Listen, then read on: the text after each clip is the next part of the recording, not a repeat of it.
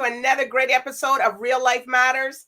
I'm telling you, get your device, go subscribe to the YouTube channel. Also subscribe to the people that come on, the guests that come on. It's very important you support them during this time. You know, it just takes a second to go like their page or just say a comment or something. It doesn't take that long because you got all things you could do it on now. But anyways, I got a real special treat for you guys tonight. I got a old school R&B actual band, and it's going to be the Crack of Dawn, and I have Alvin Jones, Rupert OGG Harvey, and Trevor Daley. So I welcome them all to Real Life Matters. Thank you. Thanks for having us. We're so honored to have these legendary guys on the show today. I'm telling you, old school Crack of Dawn. But we're gonna take a little bit back. We're gonna start with I'll say with Rupert OGG Harvey. That's your actual name? What's my actual name? Yeah, OGG is like a nickname. Everyone usually in the reggae scene called me OGG. In the R&B, just you can call me just Roop. Well, they knew a lot of Ruperts in Montreal. Where there was a hairdresser Rupert, and I've never met one. Hey, Rupert. I'm the only one I know. Hey, Rupert. Can I tell you something, Rupert? You know what my middle name is? What? What's your middle name? Rupert. What? Wait a minute. All these years you didn't know that, did you? I did not know that. Yep.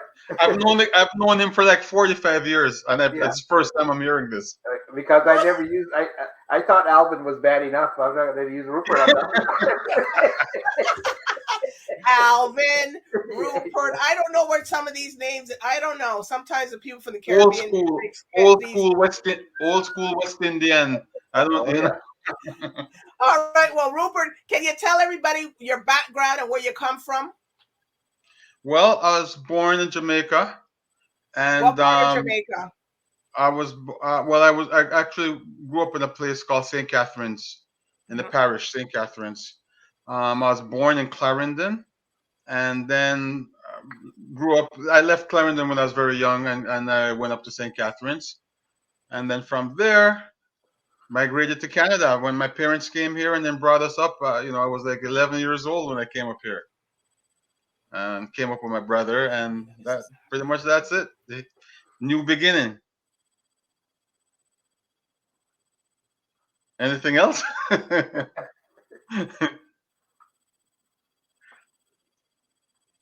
I think the screen's frozen. Is she frozen? Yeah, I think so. Mr. I could keep talking. You want me to keep talking about myself? I guess maybe you should. Absolutely. Yeah, I think she's frozen out, man. Yeah, I think that screen's frozen, so there's not much we could do on our end. Usually it's us that's frozen out, right, Alvin? Yeah, no kidding. So Alvin, why don't you take over about yourself? She's gonna have to edit all this stuff. You know, this is not. I don't think this is going on live, but right. You never know. But I don't think so. Yeah, she's frozen out, man. Wow, that's a first. Mm-hmm.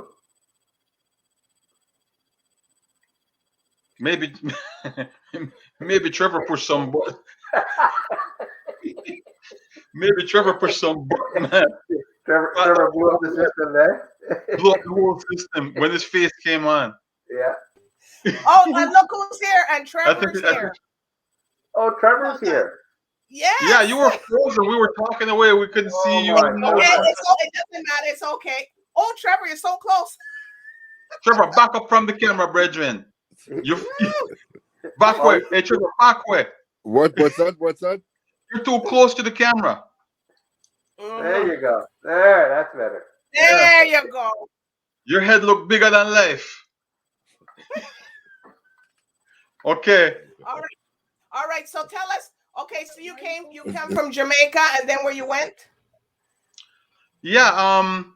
My parents came here first. They lived in the United States, and my brother and I were living in Jamaica at the time, as young lads, and when my parents moved to Canada shortly after they brought us up here, and pretty much that's where our professional music career started, was up here.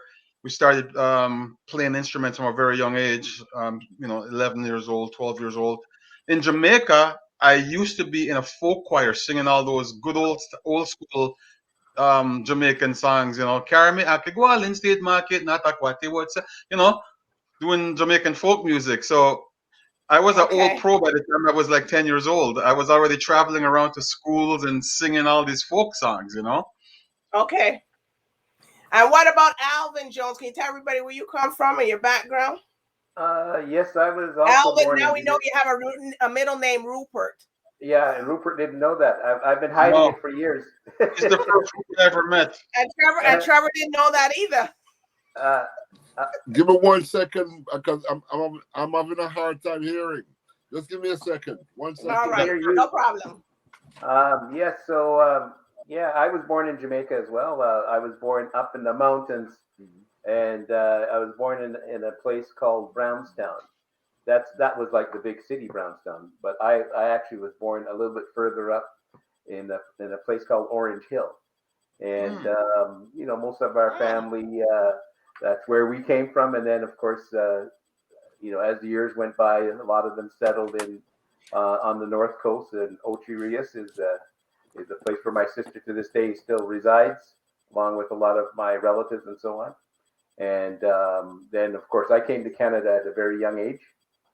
About 6 years old, and of course, one of the things that happens when you come to this country at a very young age, you end up losing your accent and so on.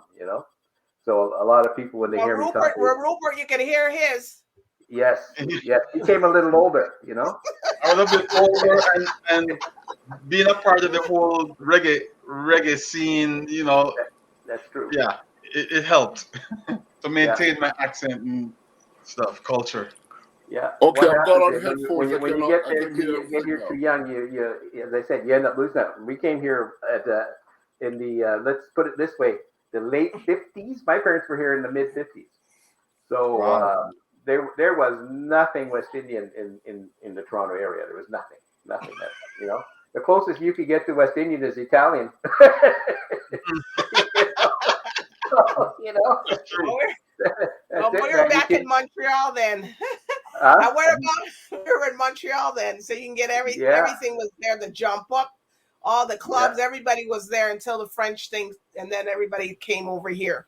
So Trevor, I know you're drinking. Absolutely. I know you're drinking something there, but where you come water. from?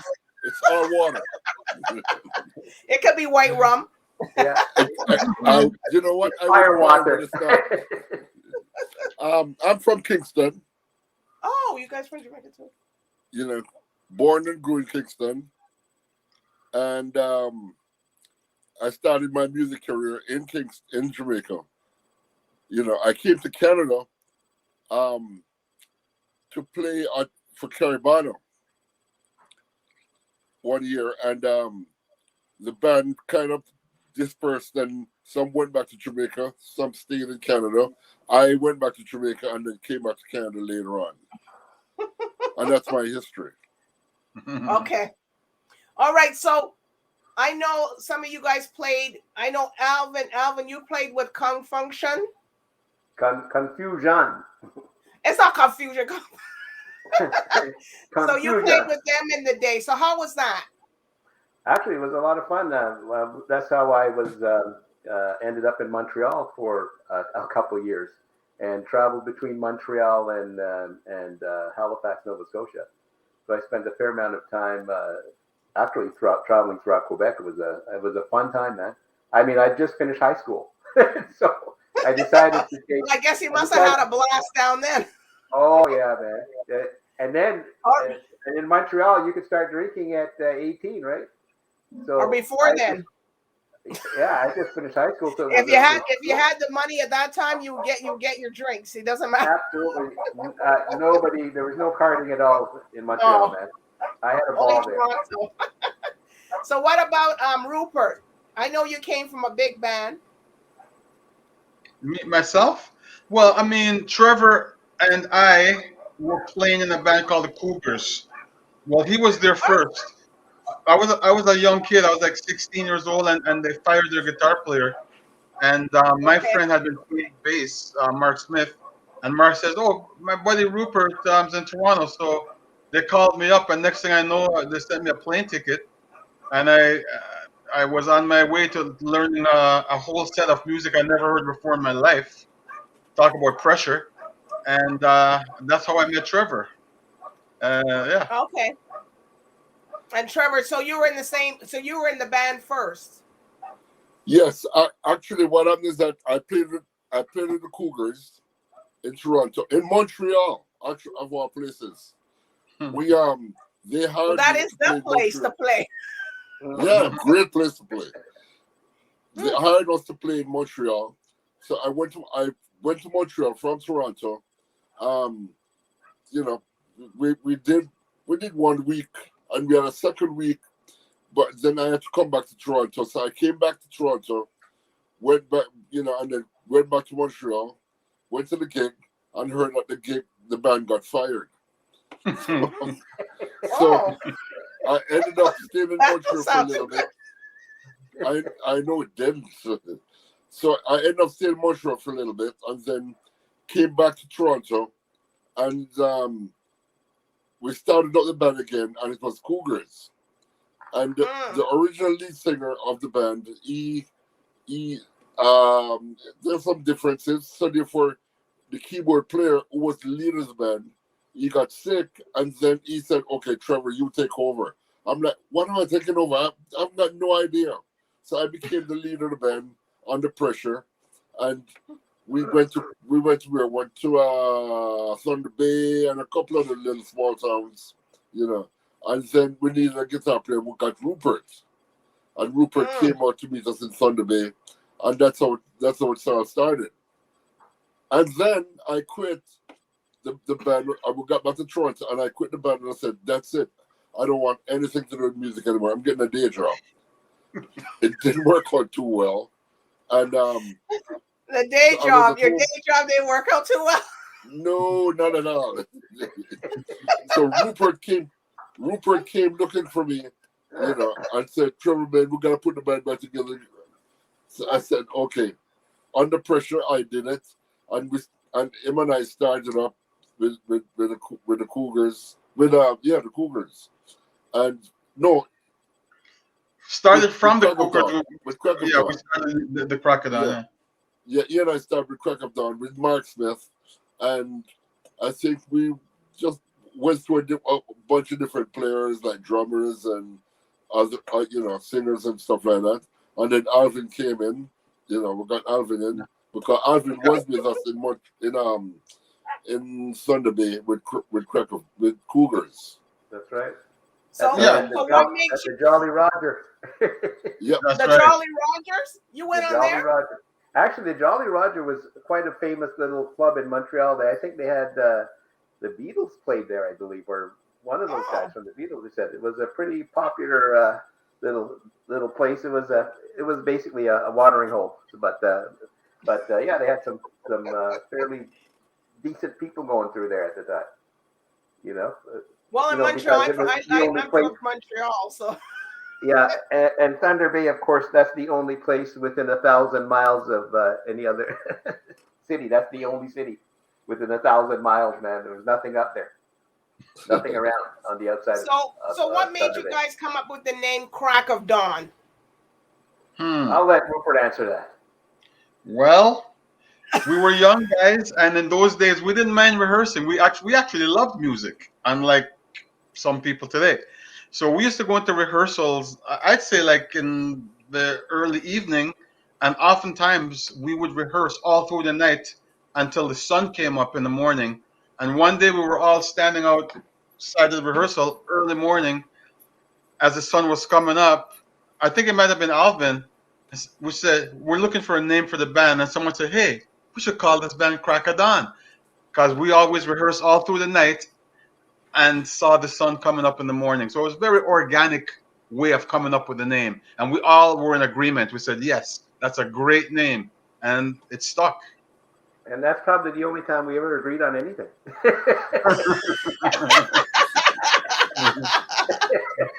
That's not good. So you guys, so I know a band, you work in bands and people work in bands, and you guys say you don't, is it so? Do you guys agree, you fight and then agree after, or how does it work? Or you take a No, we fight and then fight again and then fight again and kept fighting until we got tired and we said, okay, let's go home. That's it. Yeah. So who have you worked with? So in doing this band, so who have you guys worked with? Because you guys are legends. I know you guys are up for, you guys. So who have you worked with just besides you guys self? I can remember working with Eddie Kendricks, because remember, I think when we played with Eddie Kendricks, was it at the exhibition we played? Yeah, it was. At the CNE. At the CNE, yeah. And he was Cool in the Gang. Eddie was a little pissed off because we kind of upstaged him. But yeah, Eddie Kendricks, Cool in the Gang, Rufus Thomas. Who else was there? So many, man. Okay, talking about Montreal, let's talk about Tina Charles. Tina Charles. Oh my God, that was where do we play? Place des Arts. Where's that? Place des Arts in Montreal. Yeah. Place des Arts. Yeah, Place des Arts. Yeah. We played there to a packed house, like for what, 2 days, I think. Yeah, it was. And we had incredible reviews. Like, so we kind of upstaged the so-called main act that came over from England, to the point where, like, they hated us. The band was very powerful. It was very, very powerful live. So what made you guys? And I think remember when we were out west, I remember this distinctly. We were playing at a place in Edmonton called the Point After. Yes. And it was owned by all the Edmonton Oilers, those big football player guys. Yes. And later on during the evening, the Beach Boys came. Beach Boys were, that's right. They came. Yeah, they came to jam with us on stage. That was fun, man. Yeah, they loved us. They came and jammed for a good while. Because I never forgot the sax player, because he's the one that told me about these pentatonic scales and how to do it and blah blah blah and so on. But it was on the road there. Of course, you meet all kinds of people, and of course, because we were at Columbia Records at the time, so we did a lot of things with all the people that were on their roster. So what makes you guys so successful during that time? There had to be somebody behind, or some mind behind it, saying, you know what, we're gonna go and just do this. Well, I think we had a manager, Shane Bennett, at the time, wasn't it? Yes. And you had a big record company, Columbia Records. They had their they had departments for everything, right?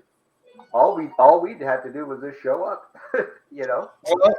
When we toured across Canada, we just go straight to the airport. You fly from city to city, and then all of a sudden you land in one city. Then they've got the PR people, and you're being interviewed. We had no clue who was interviewing us or what. You just turn up, and then bam! All of a sudden, all these people you're in a party scene, and people are asking you questions and blah blah blah. You know what I mean? That's how it was. Let me go back a little bit with that story, Alvin. Yeah. So we went from being packed up in the back of a van with equipment, going from little gig to little gig, right? Starving to death, pretty much, to meeting Shane Bennett, getting signed, becoming the first black group in the Canadian history to be signed by a major record label, which was Columbia Records. And next thing we know, from the back of the little van, limousines, flying to gigs, 15,000 people showing up to our concerts. Wow. It was unbelievable. It was like a Cinderella story. Like from, I was like, I think I was 16, and I think I was around 18 when the band got signed, right? But we were kids, and all of a sudden we were like into the spotlight. And you guys too, right? The women was involved. No. Women? Where's she getting that from? Look at Trevor. Trevor ain't saying nothing. He just you're talking sex, drugs, and rock and roll. That's all right. I'm speaking volumes. Nope. Trevor's taking the fifth on that one. Yes. Well, we could tell by his smiling and stuff. Oh So- yeah. So where was the best place you guys liked to perform? Each of you could say one place that you liked, that you went in the world. In Canada. terms of Crocodile, Yeah. I would say I really enjoyed playing in Quebec. That the Cirque Electrique and Yes. Cirque Electrique. those little places there. That was a lot of fun, man. you Yeah. know, they really Yeah, know it was- how to have fun in Quebec, man.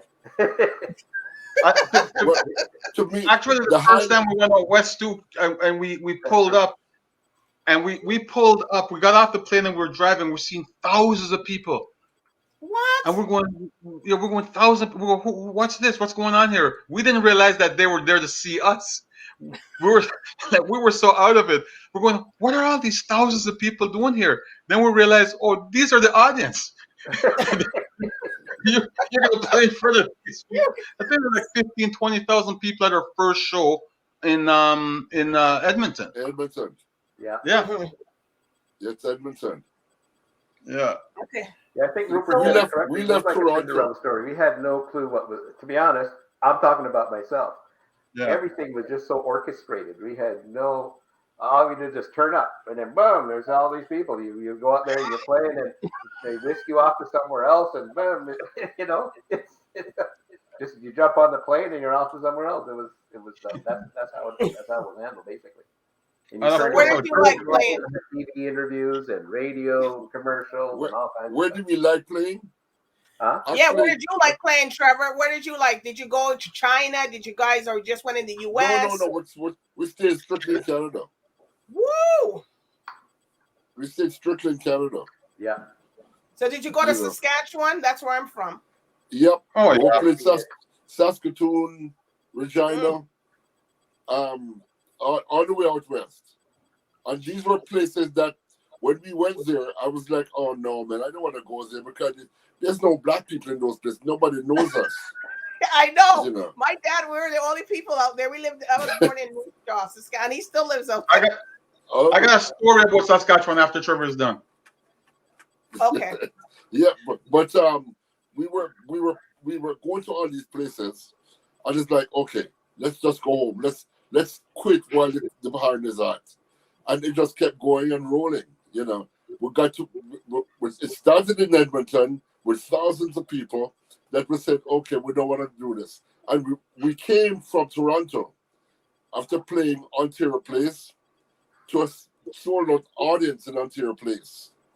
I just figured, okay, we can never repeat this. We can never do anything good again. But we went to Edmonton and saw all these people, went to Calgary, went to all across the West, and it was incredible. And Can I tell you Vancouver. something? Yeah. Yeah, Vancouver. Yeah, but let's go back to Vancouver. let's go back to your part of Canada. We went to Saskatchewan and we actually met some West Indians there, and they cooked us a nice curry dinner. What? They- What, they're Jamaican?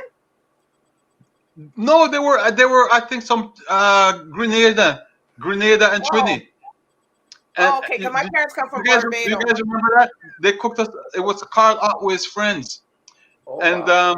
yeah, they cooked us up a wicked curry chicken dinner or something like that, and we were just so happy. We felt at home in the middle of Saskatchewan, I at know. Saskatoon. Could have been your I family. know could that, have but been- then I grew up another part in Montreal, so I did my high school and college in Montreal, so I know. Mm. Yeah. So how did you guys feel? You guys were nominated for Junos and Grammys. Well, I'll let those guys say. I mean, when we started, 1975, 76? 74. I think the Junos were just beginning then. Weren't they? I can't remember. Junos might have started just before that. But we never were never nominated for a Juno Award. And, We were too old. Yeah. At the time. No, I'm just joking. Being sarcastic. Oh, okay. No, but you guys were good enough at the time to be there, but you know, R&B and stuff wasn't really up like that, you know. It wasn't being recognized. We were the biggest R&B band in the country, and they never recognized us. Yeah, we didn't Because exist. Luther got to take a while for Luther for the fans. Vandross to even get a Grammy. Oh well. For us, Right. Where did he go? I don't know. He His pulled it. phone didn't go out. He pulled a Maybe he touched something, so I don't know. But I'll leave it there. Maybe he didn't plug his phone in. Oh. I bet Okay, you so you guys, you know, I'm going to ask y'all. Mm-hmm. So what was what was the craziest things that something happened on stage or something when you guys were doing? Am I frozen? No. No, you're No. not. Oh, you're okay. Did you plug your phone in? Stay like that, Trevor. Don't lean back. Can't We hear can't see. anybody. Yeah, You lean I back. can hear you. You're only seeing your head. Don't lean back. No, you want to lean back because in that lean back chair. That's why. Yeah, he's getting his technical support. Stay there. Don't lean back. All right. So, can you tell us the craziest things that happened to you guys on stage? Go ahead. Anything. Oh, You guys you want me to- have okay, yeah. road trips. There's been so many moments like that. I'll tell you one thing that was crazy. That's probably going to be in our documentary that's upcoming. Is we were playing in a Toronto television station, and every time we played a song and finished, where people, they put up a sign that says applause and people supposed to clap. They kept on booing. And then they started throwing bananas at us, and it turned out the audience was packed with like Ku Klux Klan people, like Western Guard, white nationalists. Yeah, that was the weirdest thing. Yeah, that was weird. Yes, that in Toronto, City TV. Yeah. That's the weirdest thing that's ever happened to us. Oh wow! And I mean, it's a lot bigger than I'm saying. Like there was assault live on television. We were assaulted. What? Oh yeah, and when we left one of the trumpet player's wife was pregnant. She was kicked in the stomach and she lost the baby. She was in the audience. Yes, and they try to cover this up. This is a big cover up that took place. So that's what happened to you guys at when you guys were performing on stage at City TV, live on television. Downtown Toronto. What is it, 99 Queen Street West or whatever? Yeah, we know where. Yeah. Yeah. Right there, man. Yeah, we were attacked on live television. Here's the good thing. Kept it rolling, or did they stop, or they just kept it rolling like that? Well, no, everything. Yeah, they had to shut it down, man. They had to shut it down. Well, I'll tell you the lead up to that story is that we were just walking around. We're just young guys. I think that was probably my first time in a TV studio. So, I remember just them taking us on a little tour around the studio. The show was continuing. It was like a talk show, just like any of these talk shows like Jimmy Kimmel and so on. So you have like a someone at the desk, and you got the audience in the back, like a little gallery seating or whatever you call that, like stadium style seating. But it wasn't a huge studio; it was very small. And so what had happened is that apparently somebody was being interviewed, just like on a regular talk show. They got the desk, and they got the guy there, and of course the host, and so on. And then I guess they were asking them questions and so on. And apparently the question led to this guy saying, "Well, you know what we'd like to do? We'd like to take all the niggas and send them back to Africa with a Jew under each arm." And then this is a live TV show, so the host was like, "What? Cut! Bring on the band." And then did the police come to this or what? Oh yeah, eventually, yeah, it was a full blown riot. And my gosh, that's terrible. This was live radio, live television. Sorry, television. So live television. So they said, "Oh, cut," because they wanted to get rid of these guys. Bring on the band. Let's get some entertainment. So we bring on the band. It's a black band except for one white guy that plays keyboards. You know what I mean? And so they brought the band in, and we came into a situation. The entire audience was the Western Guard Party members, And then when they saw a black band, and we didn't have a clue what was going on. We didn't know all this. This is the backstory. Later on we found out. That's the And, colonialism. here we There it are is. getting ready to start playing, and so that pissed them off even more because here we are, a black band, and they're talking about sending all the niggers back to Africa with a Jew under each arm and so on. And so these guys started. One of the guys, a little short guy with a little mustache, he saw the band and he just started. I just remember he was frothing. There was white stuff coming out of the sides of his mouth. He was so pissed off. You know what I mean? And then all of a sudden, a friggin' riot breaks out, man. And by fist. Well, I hope you got some good licks in. Well, yeah, you know what? I'll tell you the weird thing is, I started laughing personally because the guy was standing in front of the audience and he said to the people, "What do we want?" with an accent. And they said, "White power, white power." Then they put on their armbands. I thought it was a joke because I couldn't believe this was happening in a TV studio. Here's the good thing though. When we went outside afterwards on the sidewalk, there was like literally maybe 100 people out there that seen it live and they were at home. They came down with baseball bats and tire iron and they were ready to get it on to protect us. And it was all kind of people. It was white people, black people, a lot of Jewish guys out there. It was amazing. Like we got the cops had to escort the Western Guard Party people out the back door because they were going to beat the crap out of them. They would have been killed. They would have been killed because our fans came down in big numbers. What's amazing is that the next day, a little blurb in the major newspaper, and that was it. Nothing was ever said. Nothing was ever addressed. Not even said. We were too young and immature to know that when we could sue the hell out of these people. Oh, I thought that's what you did. That was the next thing I was asking. We were kids. Nope. We were teenagers. We didn't know. Right. Oh, okay. It's now when we sit back and look at it and say, did we go through that and let them get away with doing that? That's terrible. The city covered it up. The city covered it up. They swept it under the friggin' under the carpet. Yeah, it was a nasty one. That's terrible. Nasty. But so that'll be all covered in the as Rupert said in the documentary that's coming out. It's what was it called? Crack of Dawn, Paving the Way. Yeah. Well, I guess after that, how did you feel after that? Like anywhere you went and performed and that broke out, I guess you guys must have been like, "Oops, you got to make sure who the audience is," or no, that was the first time, first and last. Except for never bothered me like. That was then, couple of weeks or maybe a few months later, we were playing in a club, and we went to visit another band playing in the club, and myself and another friend got attacked in the parking lot at the generator.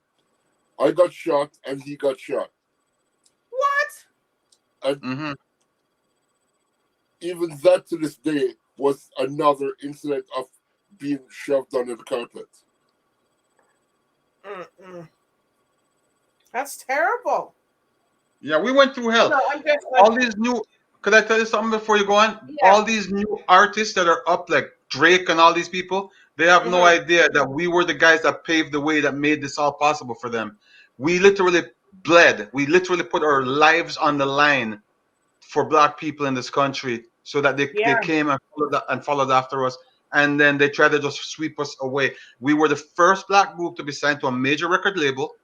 Wow. The history books are now starting to recognize us after all these years, after almost 50 years. Yeah. Well, I recognize. I salute you guys. I'm telling you, because that I never knew that. Woo, that's an experience. Some of these artists and all these people coming up need to take note. Yeah, they don't know. They don't know. We literally got shot. I think Dwight got hit over the head with a lead pipe in the studio that day. Oh yeah. Oh yeah, it was nasty, man. It was nasty. Yeah. So you guys went to the hospital. Some guys went to the hospital, I guess. Well, the one, yes, not me, but I think Dwight got hurt. I don't think he went to that. But he's a tough guy. Yeah, I thought. They probably have to hold him back because he probably beat up half Yeah, of he would them. have beat up the whole audience. Well, Yeah, well, but look no, at Trevor. Trevor no. has, he got shot at. Like, come Yeah. on, I didn't get shot. got At, shot. I got shot. you got shot. Bullet. Yes, in the stomach, right, Trev? Yeah, and in the leg. Yeah, I Oh got my shot twice. God. Yeah. That's the price you pay for playing black music. And this Wow, was that's a a big and this was a club in a good area. It was at Young and Eglinton. Yeah. Yep. Generator. That was It wasn't that some was back the street alley or I'm something. not laughing at Switch. I'm just laughing at the area. Yeah. Yeah. But that was terrible. But you guys Yeah. really paved the way for the black, because look what you went through. We've been can chased out somebody of town. artists go through that? I don't think so. Listen, you didn't hear what I just said. We've been ran out of towns. Literally threatened to leave town or they were going to kill us. We were ran out of town several times. So what did you guys do? Just jump in the car and put your stuff in and get out, or what? Pedal to the metal, baby. You don't got to worry about us anymore. You know, our manager Shane Bennett, he had bookings for us, which was unheard of because we were booked all over the place. As a black band, we were getting a lot of bookings, and then the bookings started to fall off. And Shane found out why, because the venues that we were playing at were getting threatening phone calls that people were gonna come in and burn the place down, or they're gonna Bomb threats. bomb threats, Trevor. and all that. So Yeah. what Shane did, Shane contacted some of these clubs that was playing white bands and made similar threats to bomb those white clubs that were playing the white bands. So then that's when they backed off. They said, okay, you know what? It's not working. Well, it's not funny about that, but it's like, it's terrible. So who's the competition that were jealous of you guys, of the music that you were playing? A few, right? I guess a few bands. I don't think it was musicians. No. It wasn't musicians. It was people behind the scenes. Okay. Yeah. Yep. Musicians are cool. That's a very bad. That's very, very bad. Bullying. That is terrible. Yeah. And then again, we were just young kids, man. Just having we had no idea about all this kind of stuff. We were just having fun and doing what we like doing, right? Had no idea. At one point, Alvin, remember after Trevor got shot, at one point we had like armed security inside the clubs that we were playing. There was undercover cops carrying shotguns under their long jackets and stuff. Oh yeah, we had to have armed security to play shows. After that, these guys have no clue what we went through for them, man. No clue. Well, they have a clue now because they're hearing the story.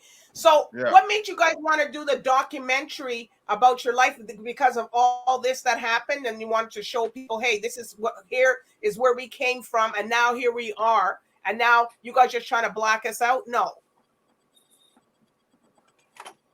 Alvin, what do you think? I'll let Trevor answer that one.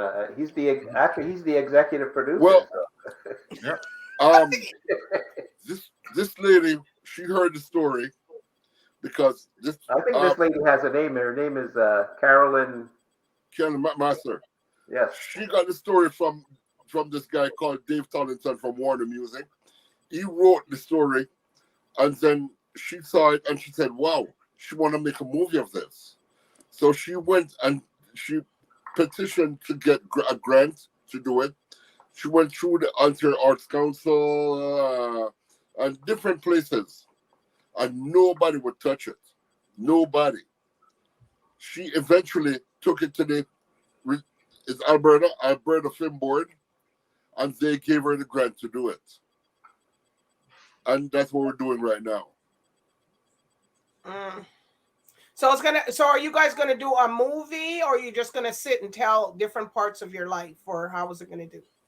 It's basically a docudrama. Okay.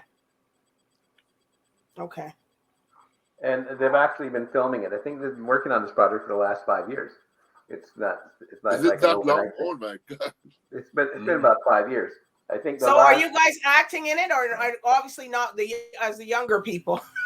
There's no acting. It's not acting. It's just documented. Yeah, Okay. it's just documenting. There's a lot of interviews, and of course, she's getting footage. Oh. Actually, she's getting old footage, like from Old footage, yeah, when we played with Paddy LaBelle. That was one of the. With Patty LaBelle at I can't remember was it CBC or CTV or whatever. CBC. So we actually did a lot of those little variety shows on CTV and CBC, and Patty LaBelle. We were the first people. We were the first guys. Yeah. I So, think this national- can make a novel. I think you guys can really make a novel from this because probably a lot of people, I wouldn't know that today, and a lot of people can watch this interview and they're gonna be like, oh my God, my goodness.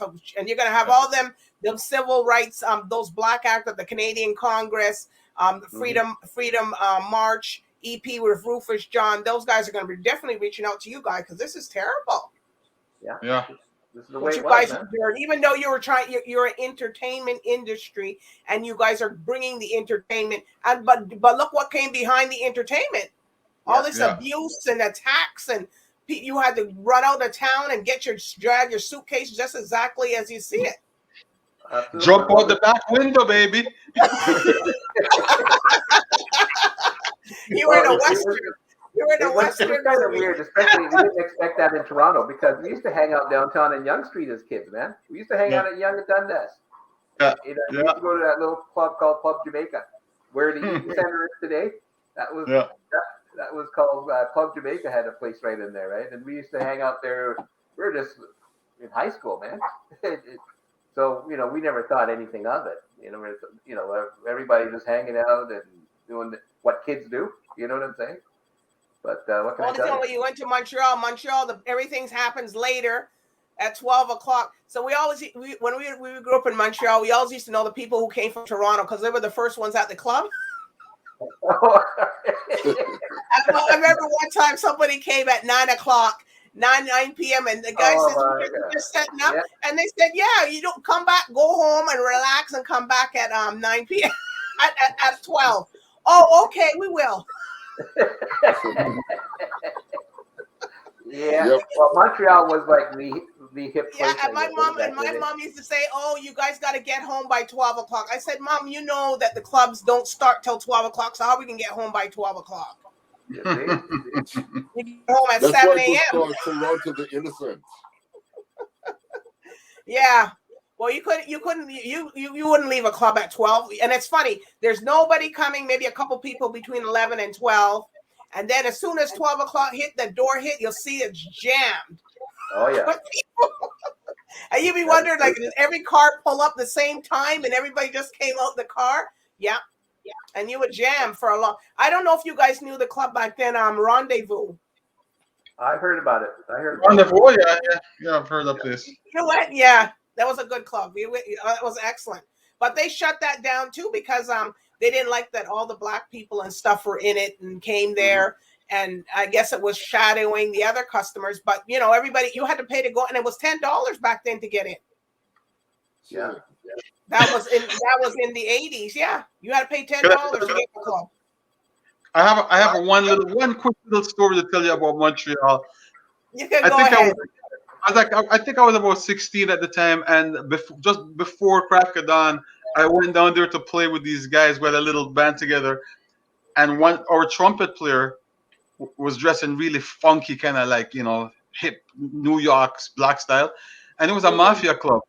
So when we got there and they saw his costume, the Italian guy says, "Look, I don't want that guy going on stage with those funky boots." Okay, our trumpet players were just like, his name was Ron. He goes, "I don't want this guy on stage. The rest of you guys are fine, but I don't like what he's wearing." So we're going, wait a second, you can't tell us what to wear, okay? So they didn't say, all right, this guy is not playing on stage tonight. And I go, he's a part of the band. We can't tell him he can't play. They say, all right, you'll see. So come stage time, we all get on stage. We're ready to play. We're all there. I'm looking around and the guy's blowing away on his horn and no sound's coming out. His cheeks are like this and no sound. When he looked down this thing, one of them mafia guys stuck an iron pipe down his friggin' trumpet and no sound would come out of it. That's terrible. So he had to come off of the stage. He played a tambourine though the rest of the show. Wow. Wow. I thought maybe it was you wearing the outfit. Not me. I was a low key guy at that time. Well, back then, a lot of Jamaicans in Montreal, they used to wear some real loud outfits. You know what I mean? Yes, that's what my boy was wearing. Oh yeah. So we know. So are there any shout outs that you guys want to give to anybody? One thing I want to say, I've been petitioning for the last couple of years for Black History Month to give some recognition to Crack of Dawn, because Crack of Dawn is part of Black history. But believe it or not, nobody seems interested. You know, to this day, no in part of the Black music community in Toronto is interested in saying, okay, this is Black History Month. Crack of Dawn deserves to be part of Black History Month. I don't know if people told you this. There is going to be a museum in Toronto, a music museum at Yonge and Dundas, and one of the features is Crack of Dawn inside this museum. I think it opens at the end of February, so you should look out for that. Okay. Yeah. Messenger's there too. Well, just tell us the date, or you guys can tag my page or anything. Just tag it so let people know, because people will watch it. Absolutely. That sounds good. So any shout outs for you guys that you want to give to your people? Just shout out to all the other members that are not here. And it's been very difficult times, obviously, because of the COVID situation. So shout out to all our fans that have been waiting patiently for the last couple of years to see us play live again. And hopefully one day that'll change and it'll open up, and we'll get back on the stage and do a show. And I'll be coming. Yeah, and also maybe we've opened up a couple online merchandising stores. So I would suggest that people go and get some Crack of Dawn merch, because that could be very historical things, you know. So what do you have? What do you have on there? What kind of stuff? Oh my God, all kinds of stuff. Everything for everybody, man. Everything. So what's the website called? Or just go on your website? Everything from bags to jogging pants to hoodies, and you name it. We got it all. So our Facebook and website. Crack of Dawn. Go to our Crack of Dawn face, crackofdawnband.com, and you'll find everything from there. I don't know if the guys told you, but there's people like Carl Harvey, who's a big musician around the world, played with Toots, and we want to give shout out to Carl since he's not on this right now. Yeah, he was one of the earlier guys in the band also. And he actually produced we did an album called the Spotlight album about 3-4 years ago, and Carl Harvey's the one that actually produced that. But Carl is the lead guitarist, and he plays in Crack of Dawn, but the lead guitarist for Toots and the Maytals. I mean, I don't want to be a bearer of bad news, but I don't know if you're aware, but Toots passed away. Was it last year, September? From COVID, yeah. Yeah. I'm sorry to hear that. Yeah. So, also, just to touch on the album that Alvin just mentioned, we had separated for so many years, and we came back together and did this album. This album actually won some international awards, right? Or albums spotlight. It was very recognized, and we won even the Los Angeles Music Critics Award for band, best international band. So we came back, on a mission. And also, we just released just a couple of years or last year a single with Melba Moore, the famous Melba Moore. Mm-hmm. Yeah. So she did a song with us, and our singles hit #1 in Europe, in the UK. Wow. So we came back out and just pretty much picked up where we had left off, and even bigger audience now because we're actually even more international now. Well, you guys are going to be, you know, there's a lot. You guys are legends. And if people that didn't watch this interview from the beginning, you got to go back, go to the YouTube channel, watch it, you know, at DBoss Networks, and you guys will see it because, you know, Alvin, Trevor, Rupert, you guys are part of history because you paved the way for all the other artists to come in and be easily accepted because you guys weren't accepted at first and you had to take a lot of rejection, even though, and you still kept doing it. You still kept doing your craft and say, you know what, I'm going to keep doing this. Yeah, we took rejection, gunshot, lead pipe, you name it. We took it all. I guess we must be like the ever ready buddy, man. Taking a licking or keep on ticking. and you guys still have all your teeth, so it's good. Absolutely.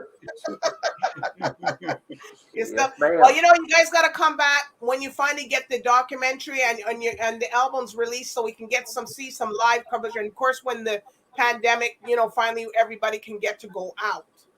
Absolutely. Yes, we will. So you know, I want to. Yes, and buy the merchandise. Buy, you know, Crack of Dawn. They got merchandise out there. People support them. Go and buy it. You know, you're not just buying merchandise. You're buying a part of history, Canadian Black history in the music entertainment business. Absolutely. Absolutely, and a portion of that money actually is going towards the Canadian Cancer Society. So you know, so that's a good thing. And we've lost. I mean, I know personally, I've lost a lot of people to that dreaded disease. So, so a portion of that it goes towards them as well. So yeah, we're trying to do as much good in society as we can. You know, and trying to encourage younger musicians, and you know, we work with younger artists. I know Rupert has his sons and so on that are coming up in the industry as well. That he's working with a lot of young people. Trevor, the same thing. Well, they got to come on. They got to come on the show when they get coming, or they're coming. Well, Trevor's son Adam Daley is actually doing quite well, and Rupert's son Meshach, is it Meshach? Yeah, they're doing quite well in the hip hop music arena. So yeah, there's a lot of young people coming up, and they're being encouraged by these older seasoned musicians. You know, they're doing a lot of mentoring, I'm sure. You know, to help these people get moving. But yeah, it's a work in progress. But I think a lot of things are going to happen over the next few years. All right. Throughout all of this, it's still fun. We're still enjoying it. That's the only reason we do it. Well, this has been a funny, this has been a real interesting interview. I'm telling you, with this story, I know when people are going to reach out to you guys from after this, because you know they're going to be like, "Wow, I didn't know you guys went through all that. That's crazy." Oh, there's a lot more to the story. We just told the little bits. Yeah. I know. We got to bring you back for the more in depth. All right, so I do want to thank you, Alvin Jones, Trevor Daley, Rupert, OGG, Harvey, for coming on Real Life Matters tonight. So everybody, bye for now. Bye.